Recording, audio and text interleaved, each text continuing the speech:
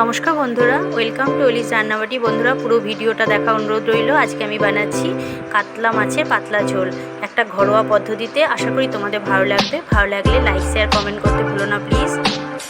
প্রথমেই আমি কাতলা মাছগুলোকে নিয়ে নিয়েছি, আর তার সাথে লবণ, হলুদ আর একটু লেবু দিয়ে দিয়েছি, কারণ এর আঁশটে ভাগটা থাকবে না।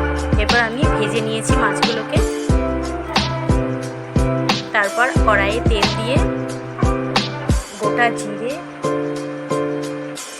কাঁচা লঙ্কা, কুচানো পেঁয়াজ এগুলো দিয়ে একটু ফ্রাই হয়ে গেলে আলু দিয়ে দিয়েছি। আমি আলুগুলো আগে থেকে আজকে ভেজে রাখিনি, একসাথে এগুলো ভাজা ভাজা করে নিয়েছি লবণ হলুদ মাখিয়ে। আর দিয়ে দিয়েছি চিনি 1 চামচ। বন্ধুরা, এই পদ্ধতিতে দারুণ টেস্টি হয় এই খাবারটা, একদম ঘরোয়া পদ্ধতিতে। এরপর দিয়ে দিয়েছি ধনে গুঁড়ো, জিরে গুঁড়ো আর কোচানো টমেটো। সামান্য একটু জল দিয়ে মশলাকে ভালোভাবে কষিয়ে তারপর আমি দিয়ে দিলাম আরও একটু বেশি জল। দেখো, এবার আমি ঢাকা দিয়ে দিলাম 10 মিনিট মতো। তারপর আমার ঢাকা খুলে আমি আলুটা সেদ্ধ হয়ে গেলে মোটামুটি আমি মাছগুলোকে ছেড়ে দিলাম। এবার আবারও 2 মিনিটের জন্য ঢাকা দিয়ে ঢাকা খুলে আমার তৈরি হয়ে গেছে একদম ঘরোয়া পদ্ধতিতে রান্নাটা।